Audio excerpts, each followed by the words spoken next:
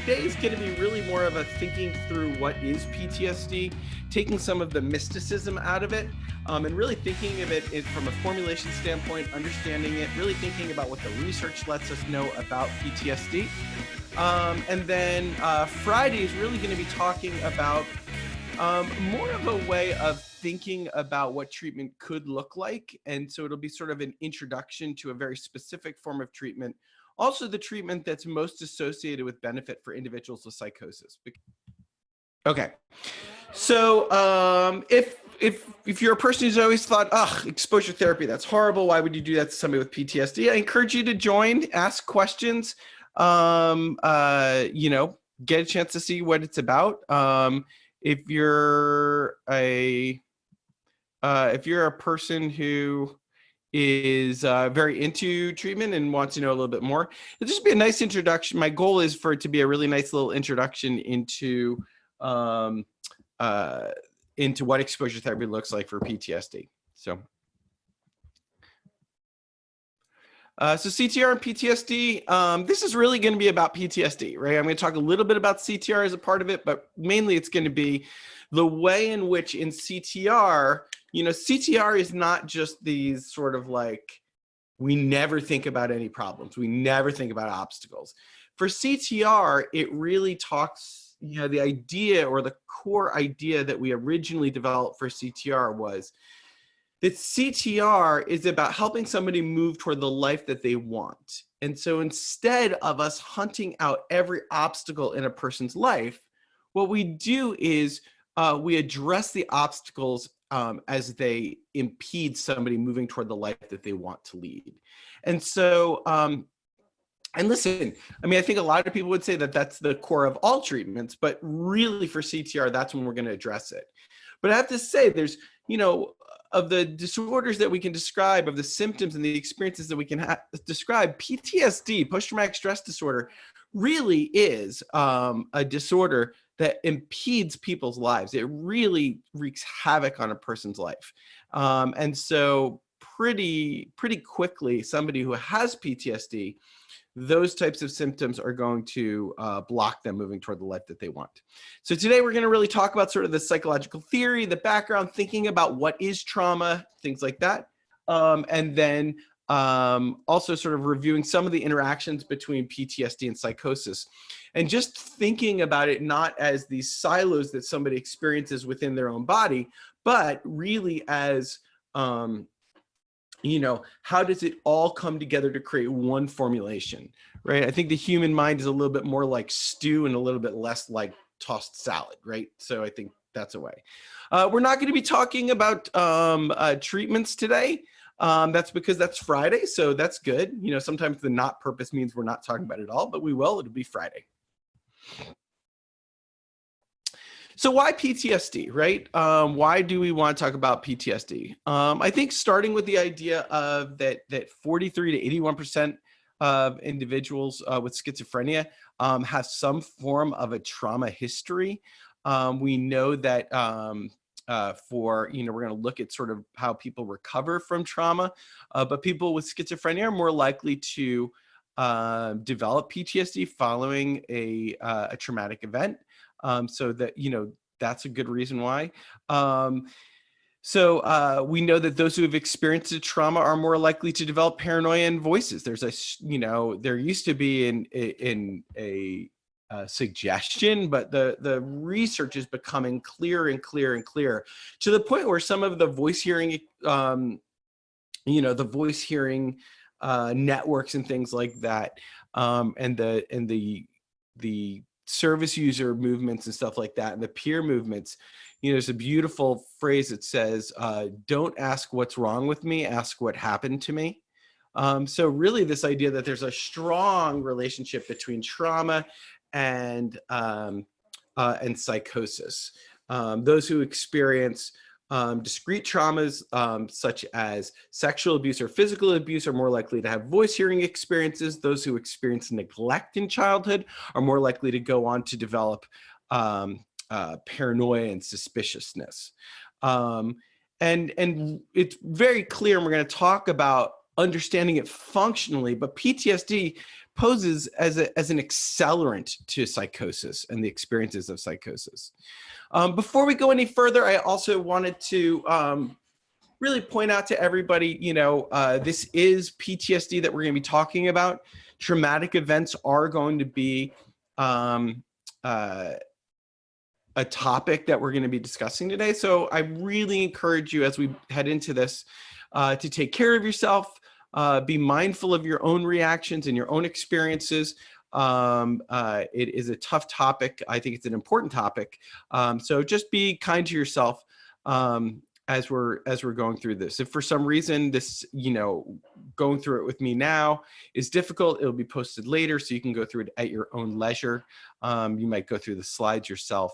I'm not going to be graphic as a part of this, but at the same time, I just want people to, take care of yourself as we do it. My mentor once said to me, remind people that when you're giving especially when I give a full training on treating PTSD, remind them that watching videos or discussing trauma is much harder than treating it, because when you're treating the trauma or you're treating PTSD, you have something to do.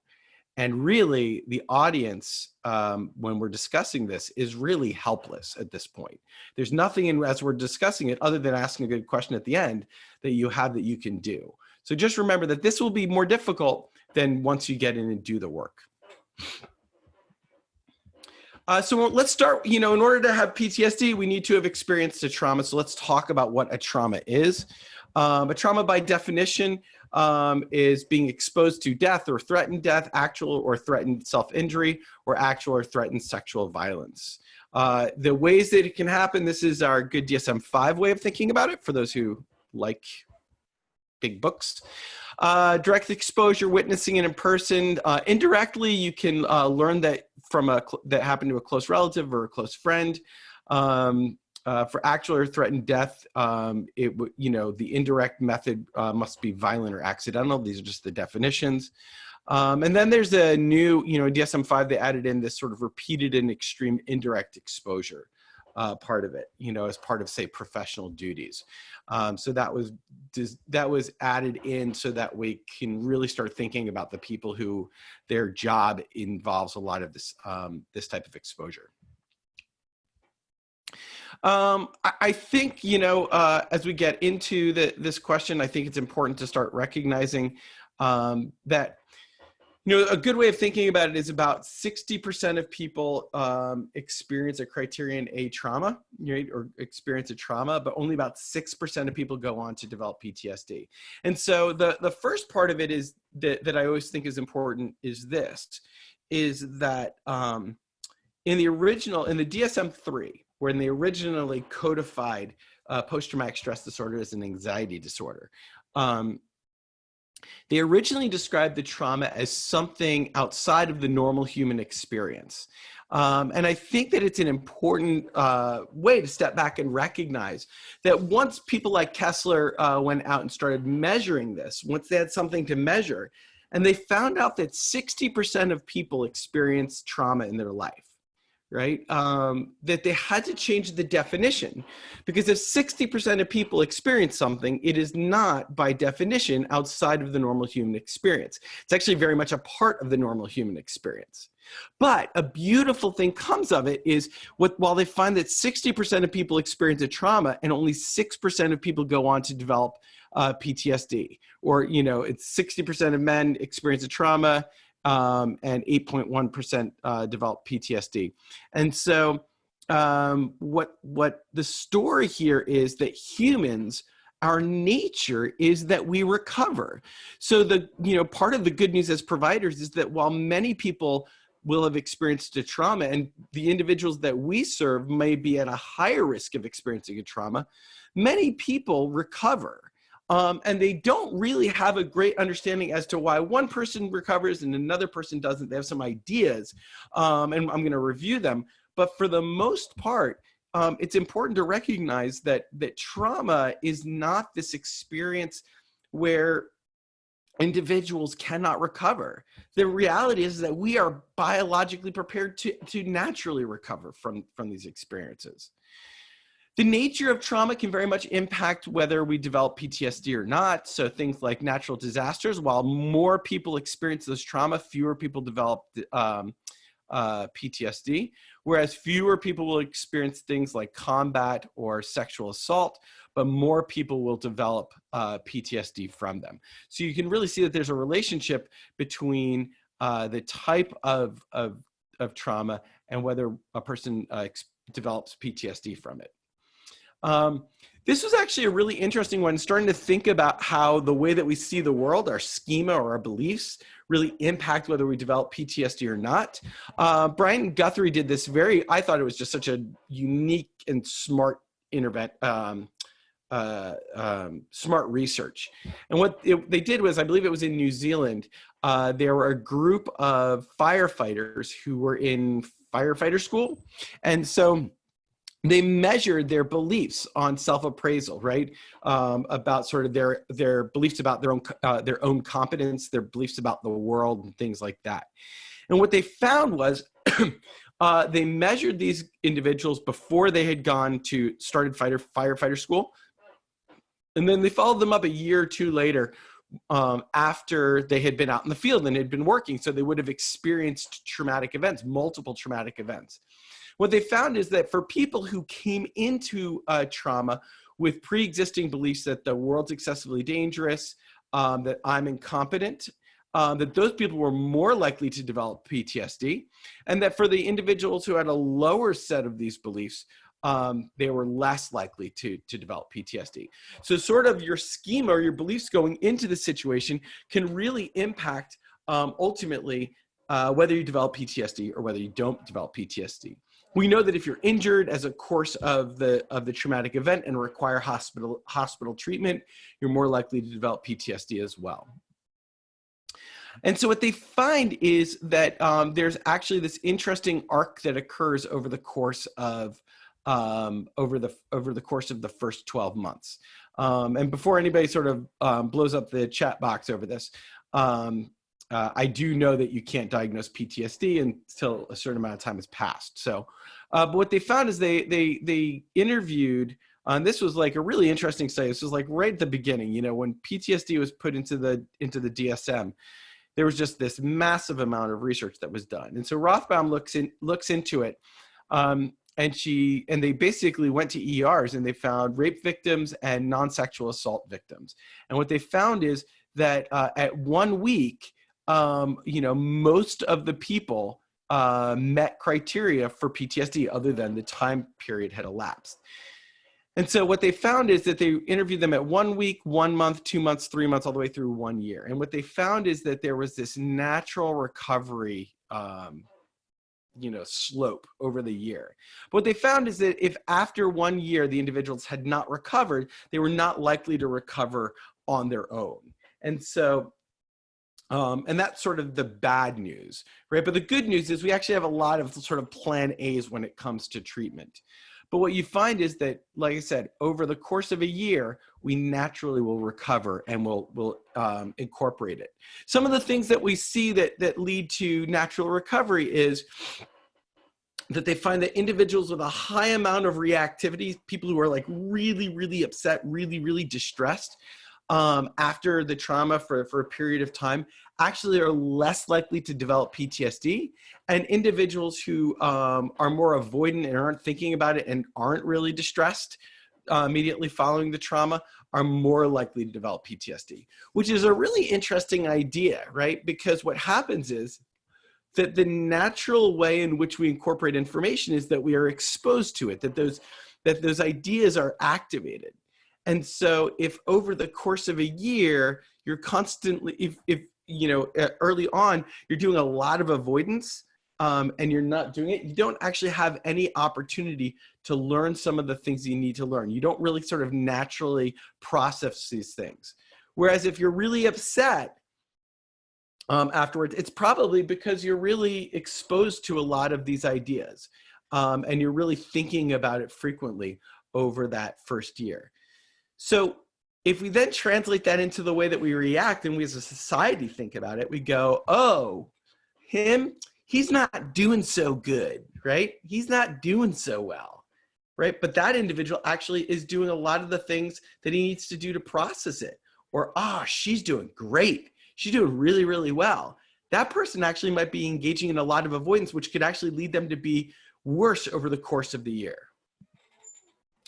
So the summary about trauma is that trauma is a common occurrence. Most survivors recover with time. The type of trauma is associated with the development. Self-appraisal is really going to play into whether a person develops PTSD or doesn't. And so when we think about PTSD, it's really can be looked at as a failure of natural recovery, right? It's a failure of an individual to naturally recover over the course of their of what they should normally do. Which again, I always really think of as a beautiful thing about the human spirit. If we want to sort of think about PTSD, right, in just a simple way, and I sometimes think that the very complicated models that we can develop are actually can get us away from understanding the humanity of this experience. And so the best way if we're starting to think about PTSD is to think of PTSD as a phobia to a memory. All anxiety disorders, I always try to sort of boil down to thinking of them all as some form of a phobia, right? So whereas, say, obviously, if I have a dog phobia, it's a phobia to a dog. PTSD, it can be really thought of as a phobia to a memory, right? We avoid the memory, and then we avoid the reminders of the memory, right? Because we're phobic toward it. But think about it. What happens the more you try to push something out of your mind? The more you try to push something out of your mind, the more it's going to come back. And the more I avoid the things in my environment that remind me of the memory, the more I get set off by the things that I'm afraid of. Because when I avoid, I stop taking in new information, right? The thoughts, the beliefs, they all remain unchanged or continue to get reinforced. So when we're talking about sort of a phobia to a memory, right? And so we just start to avoid the memory. But the problem with trying to avoid memory is wherever you go, that memory is going to come with you. You can't avoid memories in and of themselves. If you could, we just train people to avoid memories better. Also, when we try to avoid the reminders in our environment, the world starts to get really, really small, and it gets really, really difficult to do that. So in PTSD, we're really talking about that we have these excessive responses, right? We start to attend to lots of danger in our environment, and then we start to really overutilize the avoidance strategies. But the more we overutilize those avoidance strategies, the worse we start to become, right? The more problems we start to have. And then we start to rely on short-term relief of the fear over the long-term relief. Now, if you think about it, right? So if I'm attending to more dangerous stimuli, more dangerous things in my environment, and I'm using a lot of avoidance, that really starts to sound like all of the components that lead to worsening of my psychotic experiences. Avoidance of the memories, and the reminders. The problems with avoidance is that it limits activation of the trauma memory. And so what happens is you really don't have an opportunity to learn, one, that memories in and of themselves are not dangerous. Memories aren't dangerous.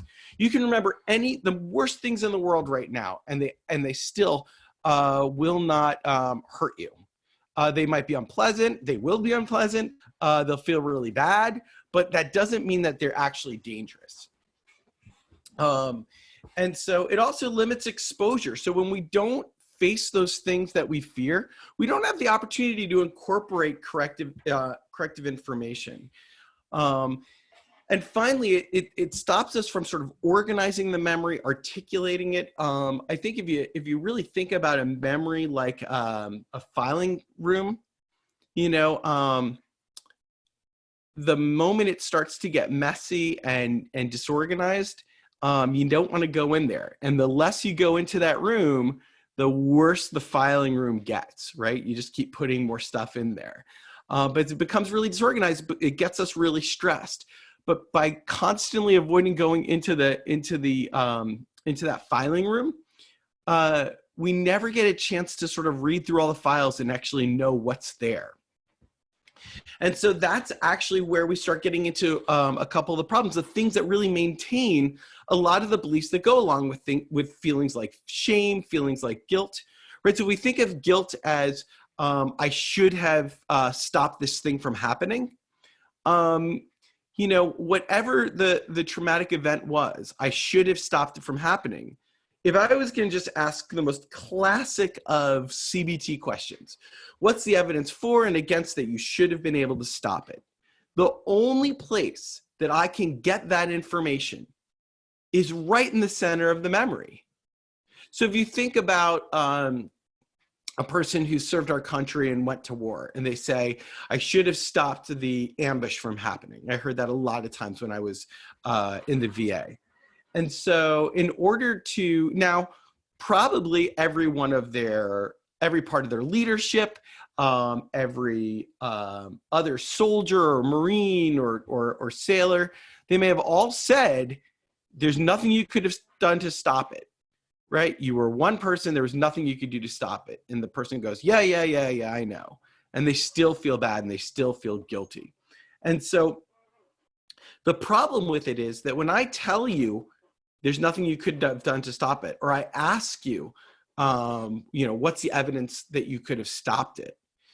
The problem that you get into at that moment is I need to go into the memory. The way I can tell whether it was my fault or whether it wasn't my fault is by playing that film strip in my mind of the traumatic memory. Nope, I'm not. Yeah, I'm on the avoidance slide. And so I'm playing through it. And so what happens is it limits the articulation of the memory, right? I actually can't go into organize it because I need to play through that film strip to see whether it was my fault or whether it wasn't my fault. So avoidance maintains all of the traumatic associations and the beliefs that go along with it. So the other problem that we get into is that avoidance, there's this research that shows that when you avoid, it leads to more hallucinations and delusions, but more hallucinations and delusions oftentimes leads to increased avoidance. And so when we talk about sort of a really horrible but elegant cycle that goes on over and over again, it really gets into this idea of PTSD and psychosis really linked together in a horrible way. We start to develop all of these different beliefs, right? The individual sees themselves as incompetent, right? The self is weak, defective, spoiled, ineffective. Ideas that I should have stopped the trauma from happening, that it's mine to blame, that I was careless, that I'm ruined now. There's all of these intermediate beliefs that we develop around symptoms, right? That I'm damaged, I'm going crazy, that it would, I'm completely out of control, and that all these symptoms mean that I don't have a future as a result. And I want us to start thinking about the idea, because I'm going to come to it later, that the beliefs, that if we think about hallucinations, they're our own beliefs amplified into voices. So everything that we're about to talk through really becomes the source for some of the hallucinations that we're going to be talking to individuals about. Individuals start to see the world as excessively dangerous, right? So the world has little good in the world, that it's really chaotic, that others are dangerous, untrustworthy, and harming, that the future contains more danger as a result. So in response to that, people start to really develop much more of an avoidance strategy. And that's the main compensatory strategy when we think about PTSD, right? People try to avoid the memory, as we talked about, and they then avoid the reminders in their environment. But think about the core of the way that we're going after hallucinations and delusions. We want people to go out. We want them to be active. And this is going to be a direct competitor to going out and doing the things that we want people to do. On the other side, people can oftentimes engage in other types of avoidance, right? So substance use or substance misuse can really be a really strong form of avoidance. Safety behaviors, right? So people might start engaging in more ritualistic type behaviors. Compulsions, sexual avoidances, right? So people don't want to get close, don't want to do those types of things. Additionally, people start to really engage in activities that are going to lead to keep yourself more protected. And so that's where we start seeing things like hyperarousal, hypervigilance, numbing out, trying not to feel things, and then emotion suppression. People might become much more angry and aggressive to try to protect themselves, right? So if I can keep you away, I'm safer. Things like self-injury, suicidal ideations and attempts, all of these are sort of a complicated way of trying to keep myself safe, right? Because remember, the idea in PTSD is not that they're actually working to keep themselves safe, but it's the perception of being safe. It's a short-term attempt at making myself feel safer versus a long-term successful keeping myself safer. But if we think about the downside of this, when we talk about individuals with psychosis, the more hypervigilant I am, the more hyper-aroused I am, that's all information that I'm going to start misinterpreting, right? It gives me a much bigger opportunity for misinterpretation of beliefs and thoughts and all of those things as I'm taking in information, right? So remember, in psychosis, right, when we're talking about paranoia and suspiciousness, we're thinking about somebody who's taking information in a really skewed way, and so they're over interpreting the things around them. Right? PTSD is going to hypercharge those that process. It really creates these sort of two routes of thinking there are these two routes that we can do. Right? And anytime we engage in a stimulus, right? Anytime we have an event that we face, right? We can think it through in this really sort of rational, slow thinking where we think about all the facts and the memories, think through all of the alternatives, right? It's this flexible thinking style that we can engage in. And when we do, then we're going to have thoughts, emotions, behaviors, right? We're going to have our response as a result of it. Or we can go with this very intuitive approach to our thinking, right? Which will include rapid, automatic gut thoughts. Very much we come up with our single response. We're really certain about it, that initial response, as soon as it comes up. It really takes into it this better safe than sorry. Better to think there's a lion in the bushes and be wrong than to think that there's no lion in the bushes and be wrong, right? That type of thinking. And people have a high level of certainty. So when we're anxious, when we're under stress, we're more likely to use that intuitive approach, right? And think about it. It comes from a design initially to keep safer in the long run, right? It comes from this idea of trying to essentially get our genetic code into the next generation. And so as a result, whenever we're under threat, we're going to use this intuitive thinking, but it's a much less flexible form of thinking. And the problem with having less flexible thinking is that's what we're seeing when individuals have more prevalent delusions. It's a much less flexible thinking style. So PTSD is going to drive us toward that less flexible thinking style as well. So if we think about just sort of playing out how this all can play in a better way of understanding it, because one of my experiences in training people is that when you really start looking at individuals, right, and people really start thinking about how, the experience of trauma, and then that sometimes people end up back in the same situation. I find that sometimes we can be less effective in understanding and developing a formulation. So just to really look at how rigid this thinking process is, think about I want you to think about, let's say an individual is mugged, right? Somebody experiences a mugging, which is really quite terrifying for many people. And let's say they develop PTSD. When a person gets mugged, what do they learn about other people, right? Other people equal what? Right.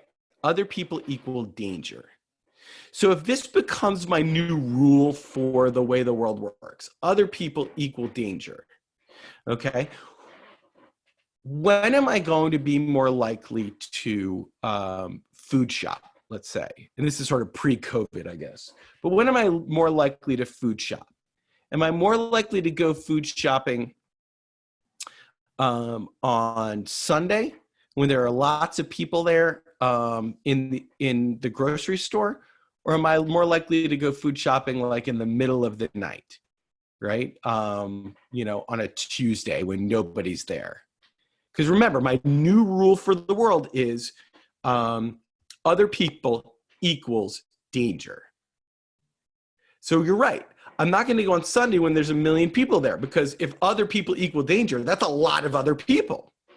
Yet when in the middle of the night on Tuesday, there's nobody there, right? So then that means I'm safe because people equal danger. And even if we take it a step further, I might not park right next to the door, because what if somebody else parks right next to me? And remember, other people equal danger. This is a very rigid rule that I've developed. So now I'm parking all the way over in the middle of the parking lot, in the dark, away from the light. So that way I'm safe now, right? Because I'm not going to have the chance of running into another person. But what if I just set up? Right? Now, granted, my mom might say, "Why are you doing something so stupid, Aaron?" But in that moment, I'm going, other people equals danger. And now I'm away from other people. But I've actually increased the likelihood that I end up getting mugged, right? Because now I'm walking with my groceries in the middle of the night, in the dark, in the middle of a parking lot, right? So I'm actually putting myself at more risk, but I'm feeling safer in the moment. And so all of these ways in which we sort of question survivors and go, and listen, I'm not saying anybody who's on this webinar thinks this way, but, you're not the only people I've ever trained. So when I talk with providers and they're saying, why don't these people ever learn, and then we start to come up with all of these really sort of mystical ideas of what a person's trying to do. And then we start to sort of project onto them these meanings, right? And then those are where things like sabotage, manipulation, trying to mastery and all of these ideas, but we miss the basic formulation that a person's just trying to keep himself safe in that moment. And so all of those ways that we can start thinking about it, we can actually go through and really start to understand from a basic level of how is this person trying to keep him or herself safe in that moment. So we move into the idea of psychosis and PTSD. PTSD is, and I kind of been alluding to this the whole time, a really terrible additive to psychosis. Remembering, all psychosis gets much worse when you have extra stress, right? Everybody teaches our individuals the stress diathesis model. And really the stress diathesis protection model really talks about uncontrolled, unpredictable stress. And the one thing PTSD provides us a ton of is unpredictable, uncontrollable stress, right? It constantly is making that happen. Then, like I said, it provides an excessive amount of stimuli, whether it's body sensations, whether it's picking up at things in my environment, whether it's hyperarousal and always being jumpy, whether it's sort of physiological reactivity. all of these things start to become extra stimuli, and all of it can be misinterpreted. Think about the experience of physiological reactivity, right? That's heart racing, breathing happening, starting to sweat, right? We can start misinterpreting that in lots of different ways, right? If whenever I walk by somebody, my heart starts to race, it makes sense why I might come to the conclusion that those people are trying to squeeze my heart. They're trying to control my heart, right? If all of a sudden my brain starts racing whenever I walk by somebody, it wouldn't be the most illogical thing for me to think that that person's trying to control my thoughts, that they're mixing up my thoughts, right? Or if I become really fearful when I walk by somebody, it doesn't seem like completely illogical that I fear that that person's trying to harm me. So all of these extra sort of like signs in our environment can all be interpreted one way or another. It can be interpreted as a delusion. It could be interpreted as a sign about my own weakness, or it can be interpreted as an actual symptom that I'm having. And so there's lots of opportunities for misinterpretation. Then when we sort of lay on top of it all of these beliefs and schema around shame, guilt, anger, and grief, thinking of that voice hearing is on its simplest form, we can say they're just our own thoughts amplified. So any thought can be amplified into a voice, right? So that could be the memory, that could be the beliefs about myself, right? So my beliefs around shame, that I'm spoiled as a result of it, like nobody would ever be able to be with me, no one would ever want to be with me, that I'm tainted. Right? I could start hearing my voices saying stuff like that. Guilt, right? I could hear my voices telling me how it was my fault. Anger toward other people, that, they should have protected me. That can turn into a voice. Or even just hearing the very memory playing over in my head is something that can be turned into a voice. So we can see how PTSD really becomes this fuel source for the psychosis that individuals experience. And further, we can also start to see how it really kind of capitalizes on this equation for voice hearing, right? It's lots of stress. It's lots of isolation. We're really, our attention is really going toward these things. All of these things add into more voice hearing. So what we're going to do next is think about how do we address this within the protocol. And it really makes sense when we think about the fact that individuals don't want to go out, they don't want to think about their future, right? So they don't want to do anything, they don't want to think about their future, and then taking any action is really terrifying. So in order to successfully help somebody move forward, managing or working on the PTSD makes a lot of sense all of a sudden. So as sort of a sneak peek for Friday, if avoiding is making avoiding the memory and avoiding the things in my environment are making the symptoms, are keeping the symptoms maintained, is making it worse, then the question I ask all the individuals is, what should we do if we want to make the symptoms go away? And that's the reason why we're going to talk about exposure when we get together on Friday. So with that, thank you for being so generous during this exciting tech explosion. But oops, sorry. But if anybody has any questions, jump on in. I left some time for some questions. Dr. Brinen, quick question. This is PTCI. Hey, PTCI. Good morning to you, or yeah, I'm not sure if it's afternoon or you, but it's good morning to on this side of things. But anyway, is there certain times where exposure isn't the best course of option? Is there a time where, like, for example, going back to that kind of story you talked about with the veterans, where they couldn't do anything about it, right? Mhm. With that particular case, of course, but could there be times or memories or traumas where, let's say, for example, somebody, let's go back to the example with the vet, for example, where he ended up, hurting or killing someone, just because of a decision that was made. So that's replaying, that guilt and the remorse is replaying over and over and over again, where there Mhm. was a moment in time where he could have had a choice where he, for example, pulled a trigger or did something that he regretted, Mhm. for example. In that case, would you want to kind of expose that trauma, or is there a kind of a way to discern when to or when not to expose? Sure, sure. I think that brings up a really good question, and what we'll do is we'll definitely. I want to almost kind of come back to that question again on Friday, but I think it actually gets to the core of the formulation that we're talking about here. At the end of the day, if we think of exposure as if we think of exposure as that we're actually putting it into the person's mind, then we're missing, I'm not saying you are, but a person would be misinterpreting or misunderstanding how PTSD works.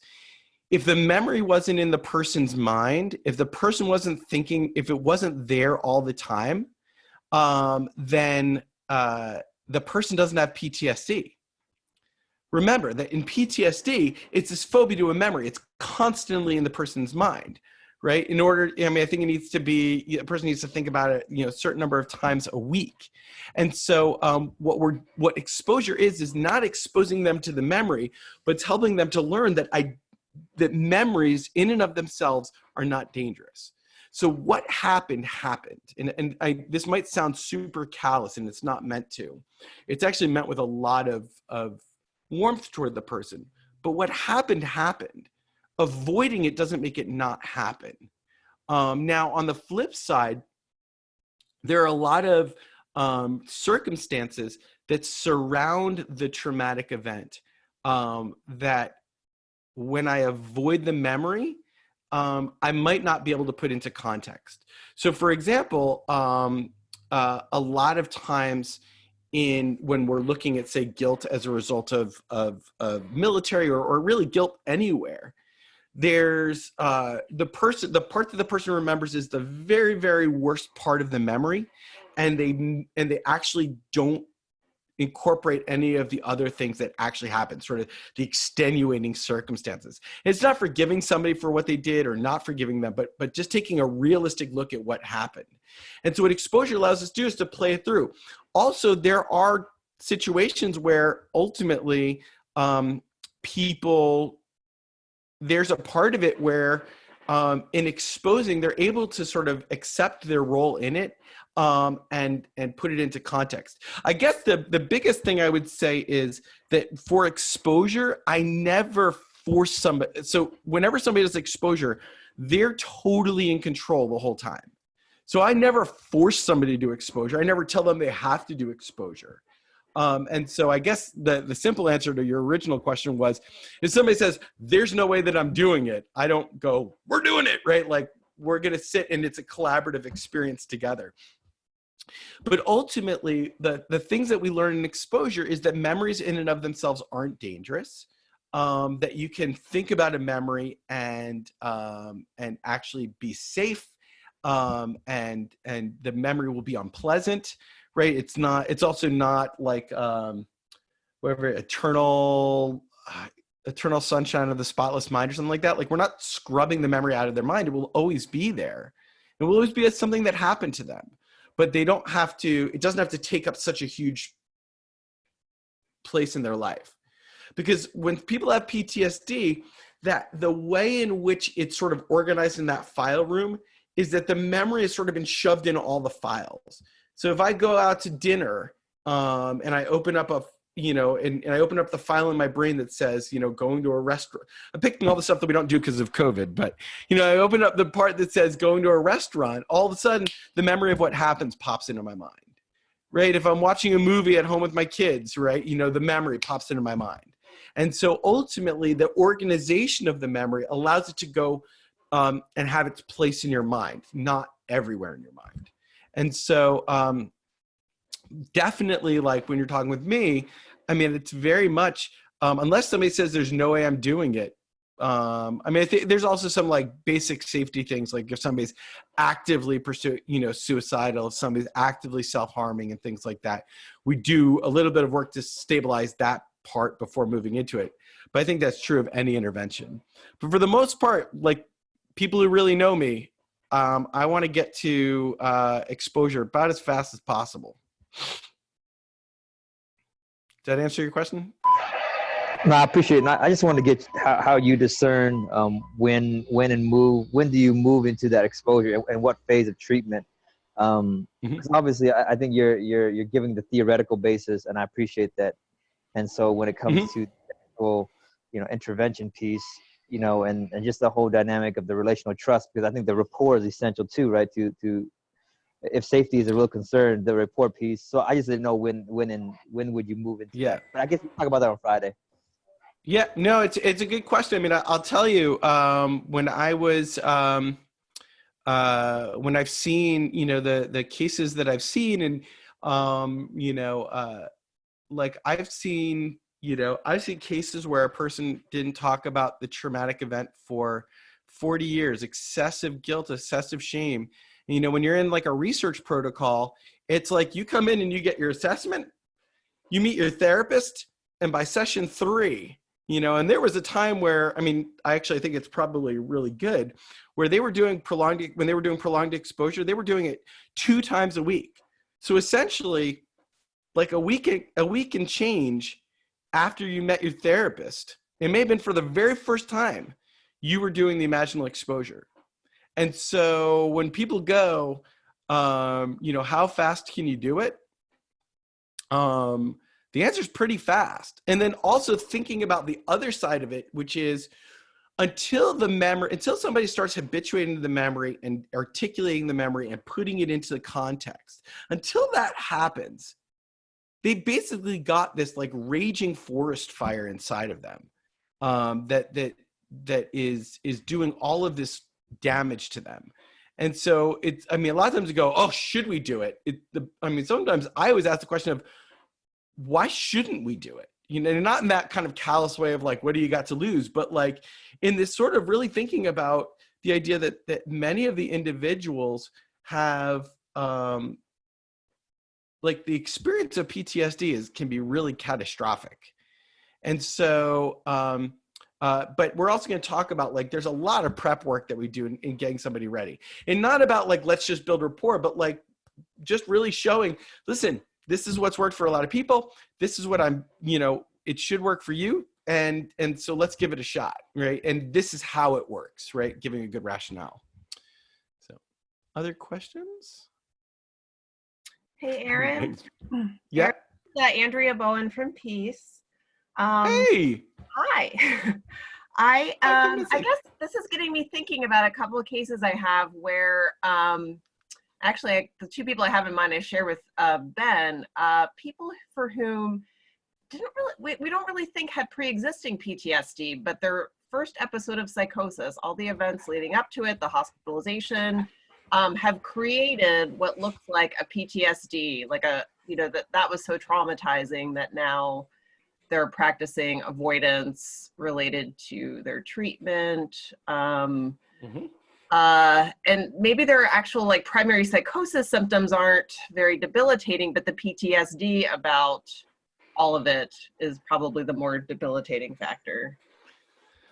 Yeah. So, I've got terrible news for you, Andrea. You're right.